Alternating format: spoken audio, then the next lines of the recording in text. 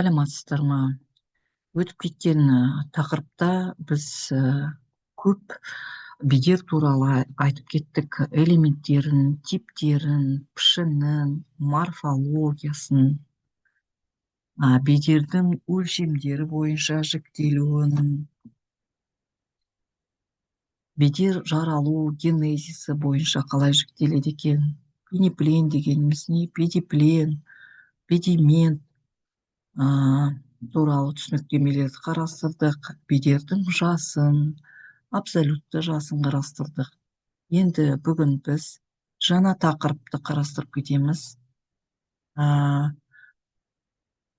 Карст бойынша жер бедерінің карст пішіндері тақырыбында тоқтаймыз. Осы пәнде біз дәрістің жоспарын айтып кетейік. Карст процестері және бедердің карст пішіндері, карст деген ұғым. Екіншіден, карст құрылымының шартты жағдайларын қарастырамыз. Әр қарай карст аймақтарының бедер пішіндерін түсіндіреміз.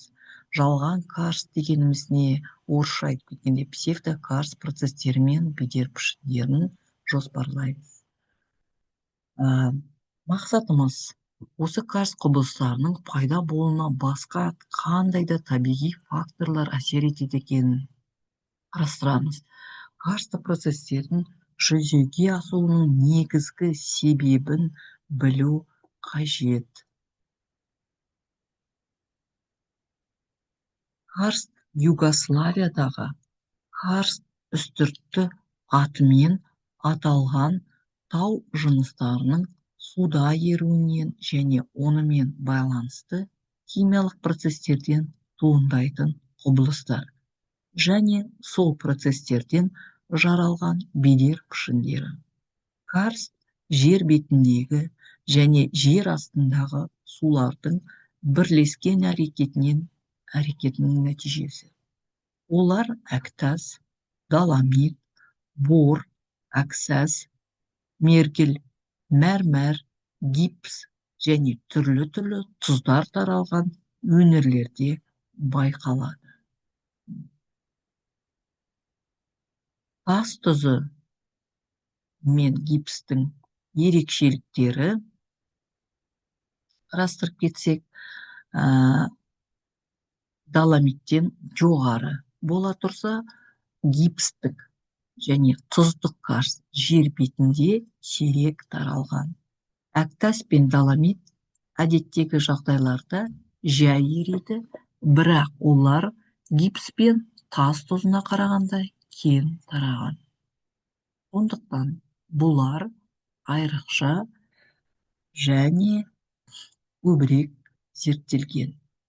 Карсты процестердің жүзеге асуының негізгі себебі тау жыныстарының атмосфералық, жер бетіндегі және жер астындағы сулар мен кейбір жағдайда теңіз сулары әсерінен еруі. Әктас еру үшін суда еріген көмір қышқыл газдың мөлшері жеткілікті болуы шарт. Сол кезде судың химиялық әрекеті басымдау болып карбонатты тау жыныстарына әсер етеді. Табиғи су құрамында көп тараған көмір қышқылының көзі жер шарының атмосферасы құнарлы топырақ арасында болып жатқан биохимиялық процестер органикалық заттардың шіріп ыдырауы, қазіргі және ежелгі жанартаулар әрекетінен жер қойнауына шыққан көмір қышқыл газы. Көмір қышқылмен қатар әктастың еруіне басқа да қышқылдар әсер етеді. Мәселен, гументтік және күкірт қышқылдары.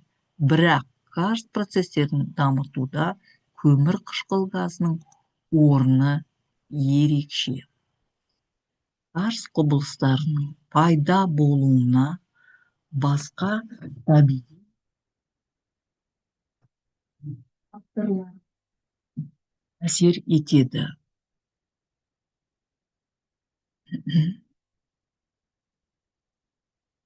Біріншіден, бедер тік немесе құламалы жер бедерлерімен салыстырғанда тегіс жайпақтау келген жерлер карст процесіне тезірек ұшырайды. Екіншіден, әктастың тазалығы мен қалыңдығы. Әктас қабаты неғұрлым таза және қалың болса, соғұрлым олар карст түзілуіне қолайлы болады. Екіншіден, тау жыныстар құрылымы.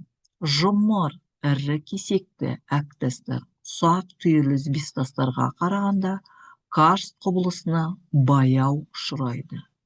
Ауа райының немесе температураның жағдайы, жауын шашынның мөлшері, ауа райымен байланысты өсімдік жамылғысы, өсімдік қалдықтарының ыдырау әсері, су көмір қышқылы, гумин қышқылы, азот қышқылы және тағы да басқа қышқылдармен қаныққаннан кейін химиялық әсері арта түседі.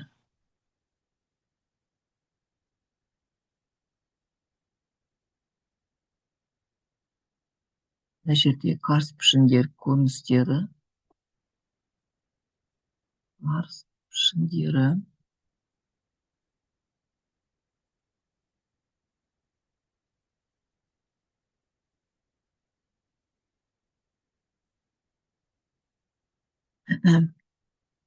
Келесі ауа райының немесе температураның жағдайы, жауын шашын мөлшері дедік, иә. То есть ауа райымен өте тығыз байланысты. Келесі карсттық тау жыныстардың жарықшақтығы. Жарықшақтар пайда болған кезде агрессивті су осы жарықшақтар арқылы тау жыныстарға сіңіп, жер астында әртүрлі карст пішіндерінің қалыптасуына мүмкіндік туғызады.